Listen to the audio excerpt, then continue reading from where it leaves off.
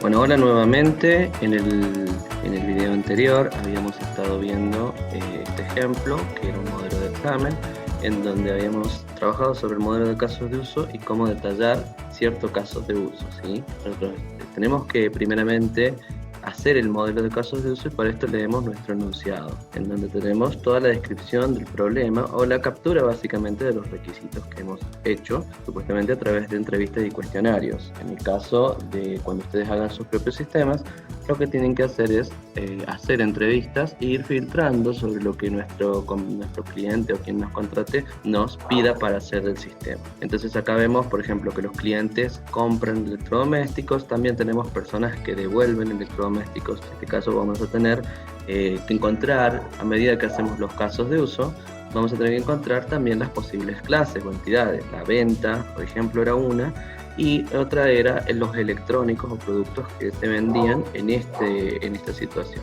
Además, tenemos que las personas hacen una devolución de los elementos para comprar en este local. Y también vamos a tener que pueden consultar los electrodomésticos, es decir, buscar los que existen. Por otro lado, tendríamos otro actor identificado como el vendedor. Esto lo que dice es que ingresan nuevas unidades que vienen, por ejemplo, celulares o afeitadoras. Estas son las que llegan al local para vender y puede emitir un informe de los electrodomésticos que la gente devuelve. Además, registran su fichaje de entrada y salida. Y el sistema tiene que permitir hacer todo este soporte también para el vendedor. Además, tenemos un jefe de personal que hace un informe de presentismo, es decir, ver quiénes asistieron puntualmente al local por mes, digamos, en un rango de fecha, cómo fue la fichada de ingreso y de salida. También, acá tenemos esto que dice pocas veces, hablamos de un comportamiento alternativo o opcional, lo que nosotros conocemos como una extensión, que dice que si compramos un celular, regalan otro, promociones del día. Entonces, viendo este enunciado, lo que nosotros nos vamos a ir al modelo de casos de uso, los casos que reciben una asociación siempre entre actor y caso de uso, vamos a hacer desde la toolbox, y decimos que un actor intercambia información para capturar un requerimiento, como es, quiero comprar, quiero devolver algo que está roto. Un jefe de ventas, quiero controlar a mis empleados y ver cómo están fichando, o quiero modificar los precios que pueden cambiar. Siendo un vendedor, alguien que ingresa nuevos productos, o hace un informe de los electrodomésticos que son, acá sería de siempre este comportamiento opcional que veíamos que era un extend era el aplicar promo. Y habíamos visto que para describir un caso de uso nosotros simplemente nos metíamos adentro, hacíamos doble clic sobre el elemento y esperen que está lento. Y entonces podemos acá poner nuestra descripción breve y las entidades que vamos identificando. También podemos desde constraints ir agregando las pre y las post condiciones desde este combo y también desde los escenarios ir describiendo el escenario principal como una secuencia de pasos sobre qué hace el actor y qué hace el sistema, con los includes que deben ser los mismos que llegan y los extend que deben ser los mismos que se incorporan. Noten que la flecha del extend se incorpora, la flecha del extend se incorpora al caso base, es decir, son invertidas. El include sale porque son invocaciones. Esto sería como un procedimiento que invoca a otro procedimiento. Y para eso le pasa ciertos parámetros y esto realiza una función y devuelve, supónganse, un entero, un string, un array list, lo que ustedes quieran, un hash set, puede ser cualquier cosa, dependiendo del lenguaje, esto después se va a implementar. Lo que yo estoy modelando acá, que esto es un método que invoca a otro método, que lo escribo aparte, simplemente por la reutilización. Entonces, esto es la forma de detallar los casos de uso. Todos estos pasos que yo pongo en registrar compra, que le puedo poner un grosor más grande para decir que ese caso de uso está descrito, todos estos pasos deben quedar adentro. Es una gran funcionalidad, un único procedimiento. Y solo exteriorizo aquellos pasos, por ejemplo, el consultar electrodomésticos o actualizar stock, que van a ser reutilizados en otra función. Si un caso de uso no le llegan dos includes, debe desaparecer. Bien, entonces nosotros tenemos que hacer diagramas de secuencia. Para hacer el análisis, lo que nosotros tenemos que hacer es ir encontrando clases. Y entonces vamos a hacer un diagrama de clases que lo podemos agregar desde modelo y agregamos, o bien desde acá, y agregamos acá el estereotipo de análisis o dinámica. Vamos a decir análisis. Entonces dijimos class view, y acá ponemos, por ejemplo, clases, yo ya lo tengo, pero le pondríamos así, y se crea un paquete como el que yo tengo ya creado acá, y a continuación vamos a elegir UML estructural para hacer clases. Entonces ahí nos queda el diagrama de clases. Yo acá ya tengo el... Encontré y puedo agregar paquetitos adentro. Acá podemos crear un paquete. Este es para usar con el asistente, ¿no es cierto? Pero podría yo agregar, así me paro, agregar un package para poner todas mis clases y que me quede más fácil de encontrar. Entonces yo acá voy a tener mi paquete con todas las clases y el diagrama de clase. Por ejemplo, yo acá tengo todas estas clases, están adentro de este paquete, y estas que agregué al final las arrastro para que queden adentro. Entonces ahí tengo todas mis clases. Entonces, ¿qué clases hemos encontrado según esto? Acá encontramos la clase electrónico y la clase venta.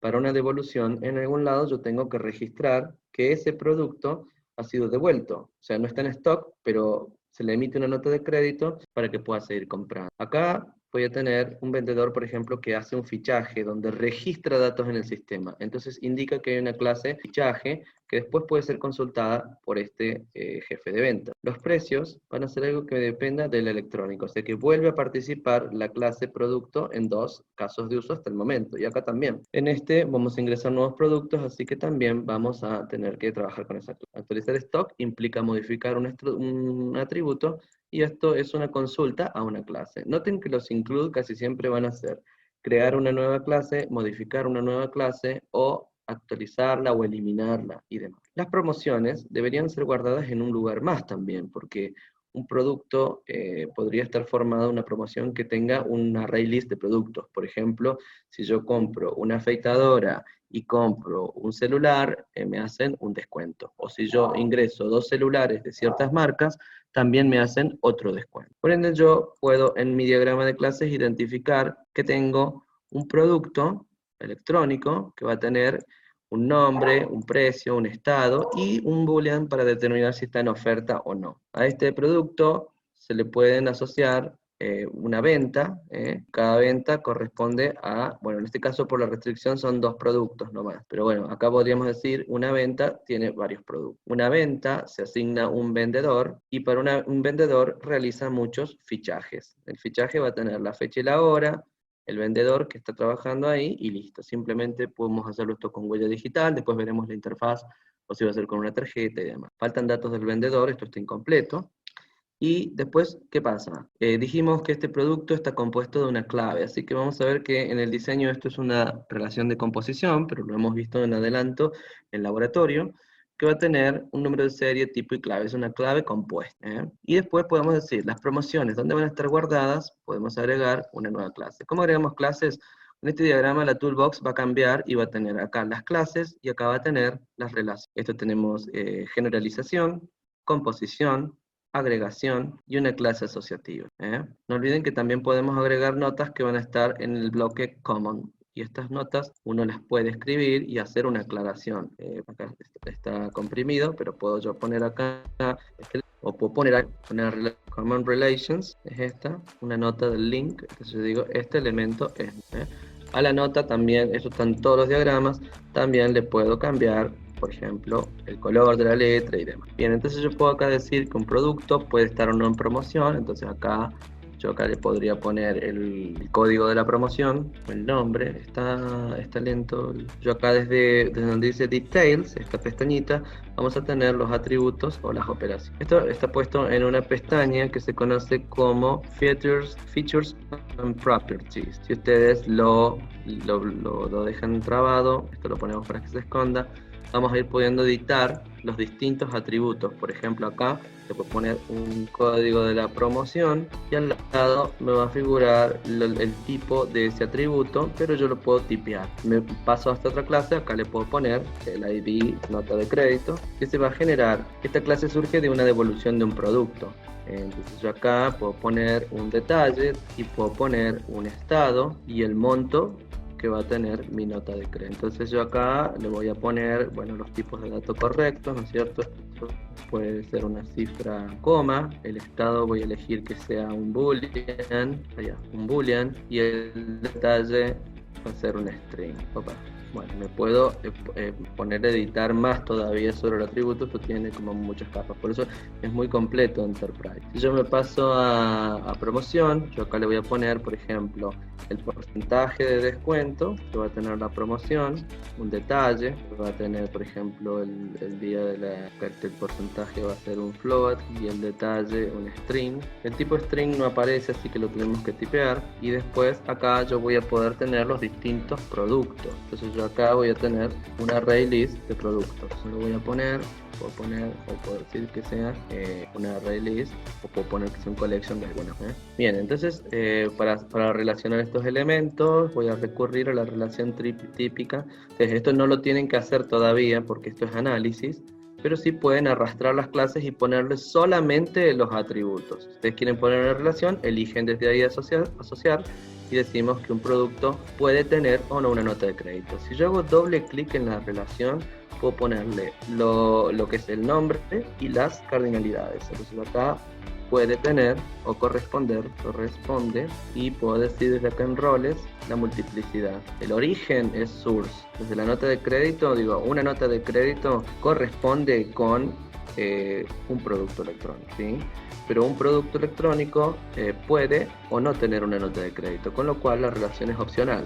Cuando la relación es opcional, puede decir que el vínculo es 0 o 1. En esta lista desplegable, yo estoy diciendo que un producto puede estar relacionado con 0 notas de crédito porque nadie lo devolvió, o con una si ya alguien lo devolvió. Por ende acá yo voy a tener que tener un atributo que va a ser el producto para relacionarlo, pero eso todavía no lo vamos a poner. Y acá en la promoción vamos a tener que tener dos productos, y en la venta el producto y el vendedor, ¿sí?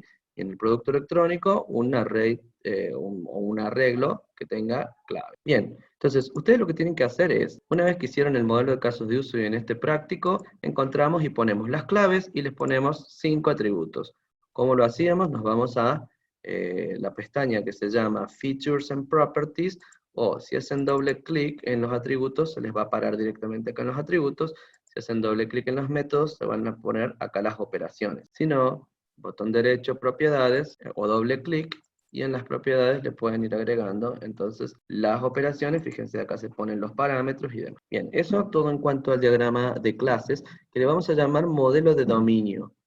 ¿Por qué modelo de dominio? Porque está a un nivel de análisis muy sencillo y supuestamente lo podríamos hacer sin ponerle métodos ni tener en cuenta el lenguaje de programación en que lo vamos a realizar. Entonces hacemos el diagrama de secuencia. Estos surgen, las clases se encuentran a partir de los casos de uso que se analizan. Si nosotros vamos a nuestro modelo de casos de uso y nos vamos a nuestro Project Browser, ahora lo voy a dejar ahí y voy a cerrar este de las notas. Vemos entonces que vamos a tener mi modelo de clases, este no va, así que lo podría borrar.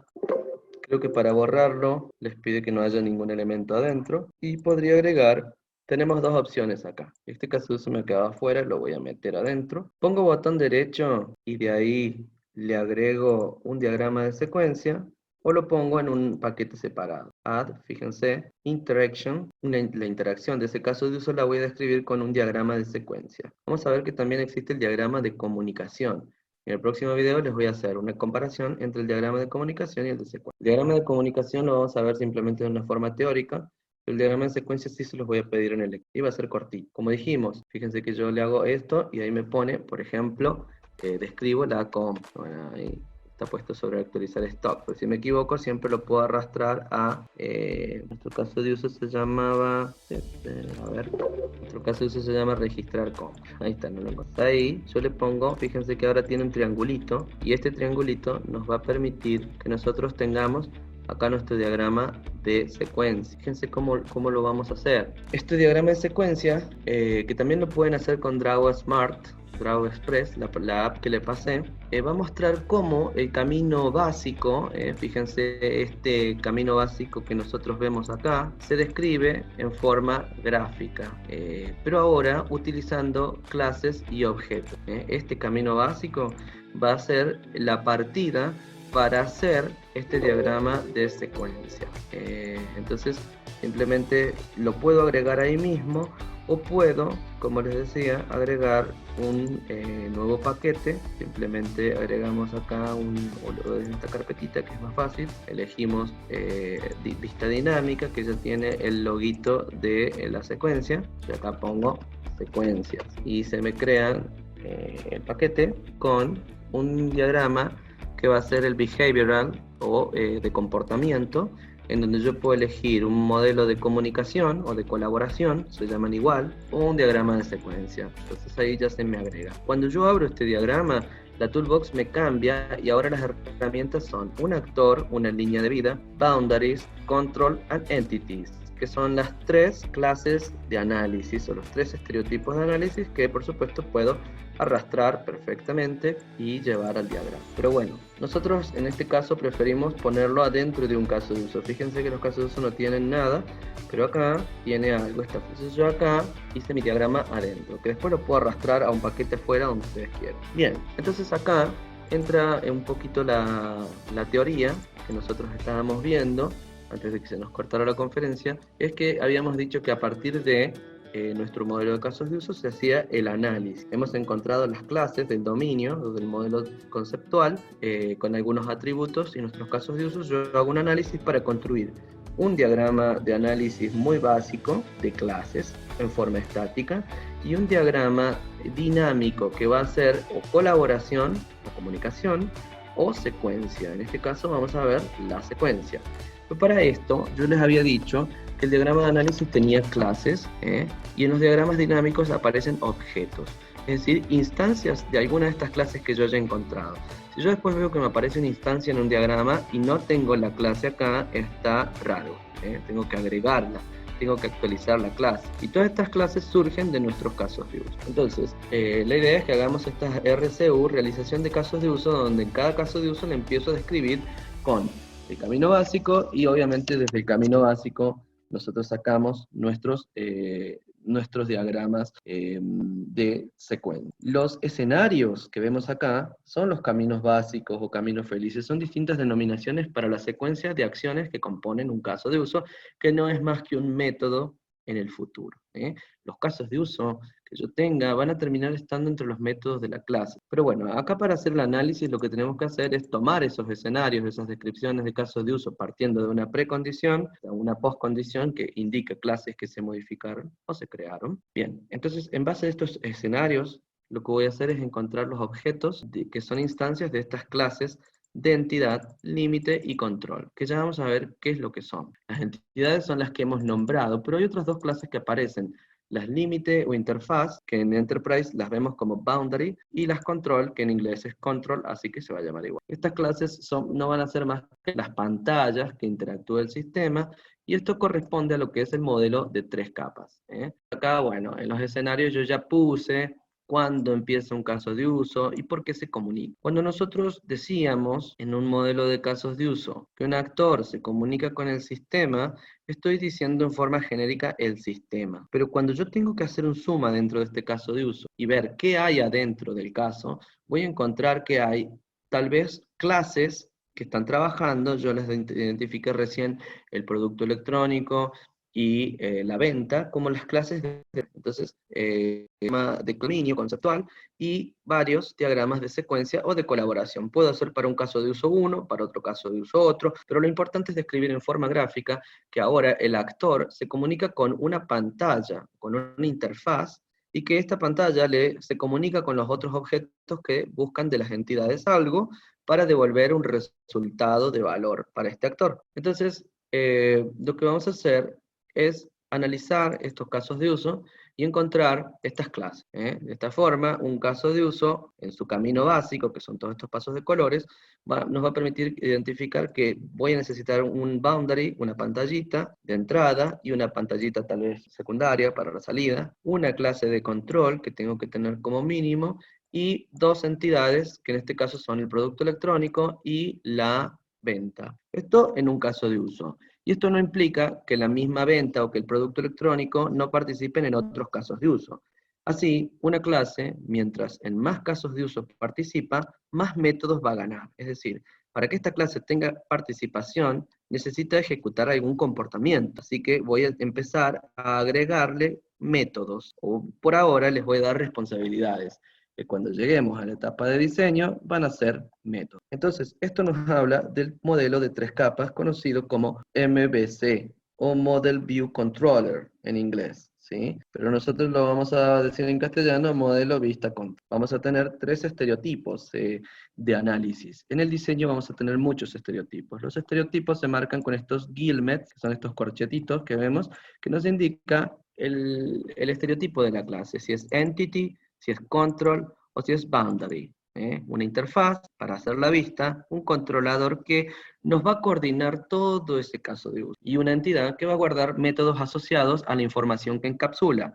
Esto es, por ejemplo, si tengo un alumno, sus métodos van a ser alta alumno, listar alumnos, baja alumnos, listar materias que cursa un alumno, listar alumnos por edad, todo lo que tenga que ver con la información o atributos encapsulados. Así la idea de esto es de separar clases que tengan ciertas responsabilidades, que se enfocan solamente en la información que encapsulan, y la idea sería que las clases no tengan muchos métodos tampoco, ni que tengan muchas relaciones. Una clase tiene que trabajar con un pequeño conjunto de clases, no con todas, y debe tener un pequeño conjunto de atributos. Si yo no hago una buena abstracción, puede pasar que a una clase le meta atributos de todo tipo, y que le esté dando muchas responsabilidades, y que una clase haga todo sin trabajar con otra, sin separar las responsabilidades, como que todas las responsabilidades las tiene que hacer esa. Entonces la idea es que yo pueda reutilizar esta clase. Fíjense, la metodología MVC define clases enfocadas a separación de responsabilidades y además la reutilización. Volvemos a la reutilización. Cuando hablábamos de esos includes que poníamos en el modelo de casos de uso, yo lo que estoy haciendo es reutilizar la clase de entidad, el producto, la venta. Cuando el alumno lo hago participar en una inscripción, en una lista, en una, qué sé yo, lo que sea, renovar matrícula, estos métodos hacen que la clase pueda participar en distintos. Por eso vamos a ver que a medida que analizamos los casos de uso, vamos a encontrar que la misma entidad aparece en distintos caminos. Mientras más describamos los casos de uso, mejor va a ser para nosotros. Entonces, el estereotipo va a estar encerrado entre guillemets, y también vemos que, la idea es que vamos a tener estos 3 que son los más principales, los principales. El primero, las clases boundary, las vamos a usar para modelar la comunicación entre lo que rodea al sistema, que son los actores, y el sistema, básicamente, el funcionamiento interno. ¿Qué clases típicas son de límite? Las pantallas o interfaces de usuario, algún reporte, y interfaces, ojo con esta, a otros sistemas. Podemos decir que un sistema a veces se comunica con otro. Por ejemplo, el sistema de cajero se comunica con el banco, un hotel tiene un sistema que se comunica con el de la telefónica. Entonces estas interfaces entre sistemas también forman una puerta de salida de mi sistema hacia otro sistema. En este caso del ejemplo de acá, tenemos una universidad que se comunica con PayPal, por ejemplo, para poder procesar el pago de los alumnos en la escuela privada. Bien, bueno, acá estas interfaces con otros sistemas se conocen como APIs y tienen las funciones que mi sistema les provee al otro sistema, ponerlo en un formato entendible que el otro sistema pueda trabajar, o la información que el otro sistema le pasa al mío, es decir, este protocolo de comunicación para hablar con otro. De hecho, la conexión hacia, por ejemplo, la base de datos, que ustedes saben, hacia MySQL, MariaDB, es un archivito de conexión que lo que hace es poner las cosas en un formato que MySQL pueda procesar para hacer una conexión. Pero no va a ser la misma interfaz hacia Oracle u otro sistema de base de datos. También esto debe ser capaz de interpretar lo que MySQL le pasa a mi sistema hecho en Java. Entonces, este protocolo de comunicación muchas veces le llamamos conexión. El archivo conexión es una API hacia el otro sistema.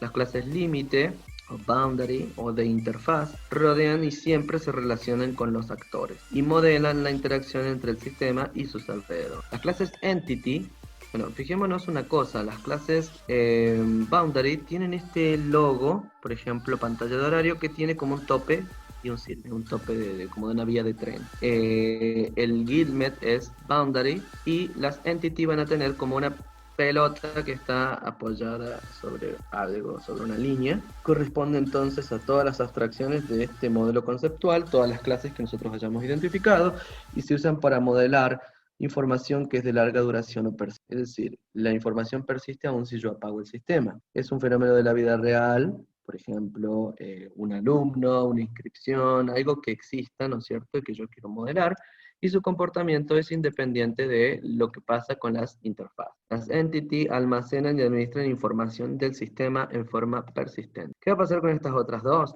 Las boundary y las control se crean dinámicamente cuando ejecuto el programa y se destruyen cuando ejecuto el programa. Pero estas van a ser persistentes. ¿Por qué? Porque van a ser las que finalmente las voy a impactar contra la base. Por último, la clase de control, el tercer estereotipo del modelo vista control, lo que nos va a hacer es modelar todo el comportamiento de un caso de uso, ¿sí? Sus funciones son el control, la coordinación, la validación y la verificación. Todos los controles que yo les pongo. En Java, por ejemplo, cuando hagamos bueno, seguramente vamos a tener que hacer algún método que valide o verifique que, por ejemplo, que un DNI tenga 8 números, o que un alumno no esté inscrito en otras materias. Acá podemos usar distintas estructuras como las que nos permiten la repetición, tricep y demás. Y también puede ser los mismos controles gráficos, aquellos que nos van a hacer este control de fechas, por ejemplo, cuando nosotros teníamos los datetime picker, o los calendarios, los combo box, todo eso ya me está haciendo un control para evitar que mi sistema caiga. Bueno, el controlador puede ser uno, por ejemplo, el método main es un tipo de controlador, pero puedo tener muchos controladores. Pero generalmente un control va a ser asociado a un único caso de uso y voy a tener uno por cada caso de uso. Son clases que no son reales, son intangibles y son intermediarios, ¿sí?, entre las clases, las que vienen de las pantallas, y las clases que están en el modelo de entidad. ¿Ven? Intermediario porque está en el medio de las interfaces y de las entidades. La idea es coordinar, sirven, esto es importante, para coordinar el comportamiento de ese caso de uso. Todo lo que yo tenga que controlar. ¿Puede haber dos controles? Puede haber dos controles cuando el caso de uso se vuelve bastante complicado. Entonces yo puedo delegar y que un controlador se comunique con otro dentro del mismo caso. Entonces la idea es que sea un intermediario que controle todo lo que ingresa y sale por las pantallas, que controle la concurrencia, ¿no es cierto?, lo que se va a guardar dentro de estas clases controladas, crear, modificar y eliminar objetos. Esto no es que los cree él, sino que da la orden. Este controlador, me gusta decir que es el cerebro del caso de uso, y la interfaz es quien recibe los datos pero no sabe qué hacer. Entonces se los pasa al control. El control también le da la orden a las entidades de que busquen, que ejecuten algún método, que me devuelvan algo, y también se lo devuelven al controlador. Es decir, es el coordinador de todo lo que hacen las otras clases para procesarlo, para validarlo y para devolver un resultado al actor que tenga, que sea consistente, que esté bien armado, quien controla que todo salga bien. Bien, entonces ya entendiendo esta idea de lo que sería el modelo vista control, nosotros vamos a ver cómo lo podemos hacer en este ejercicio.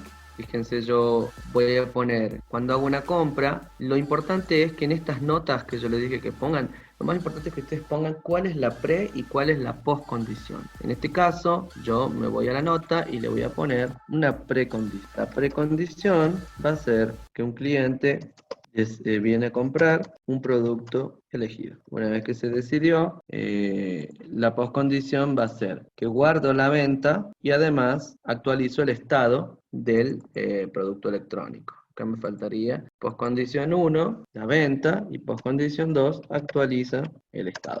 Esto a modo de nota, de hecho le podría poner otro color. Esto es a modo de nota para que nosotros tengamos en claro cuál es la brújula de este camino básico, de este diagrama de secuencia. Parto de algo que no voy a tratar en el caso de uso, que supongo que se cumplió.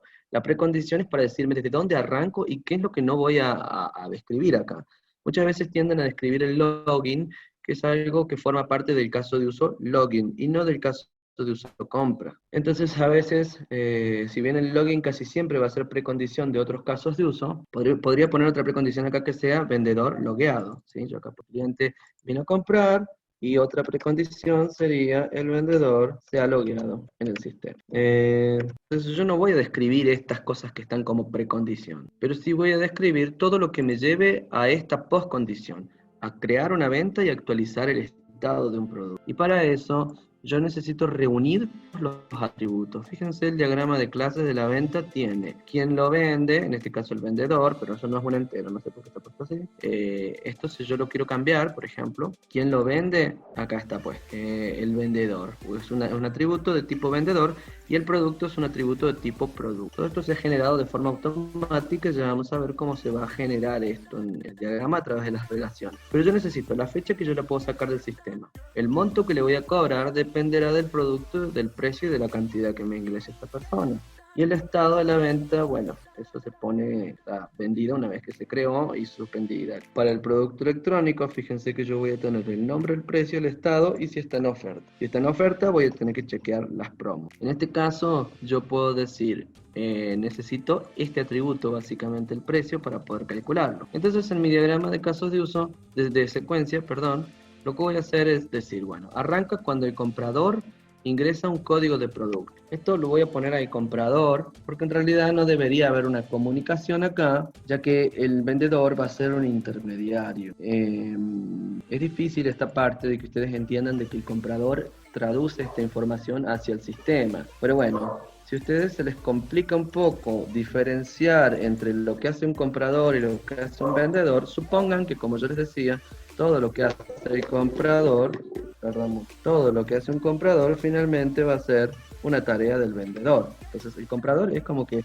es comprador, proviene del comprador, se la dice al vendedor y el vendedor la introduce. Entonces, ingreso el código del producto y lo que voy a hacer es hacer la conexión, ¿no es cierto?, hacia la compra de la base de datos. Lo que voy a hacer es buscar mi producto, con este producto data, ¿no es cierto? Y que va a ser, fíjense, ¿se acuerdan en lo que hicimos en nuestro ejercicio de inscripción, alumno y materia? Nosotros teníamos el producto y el producto data.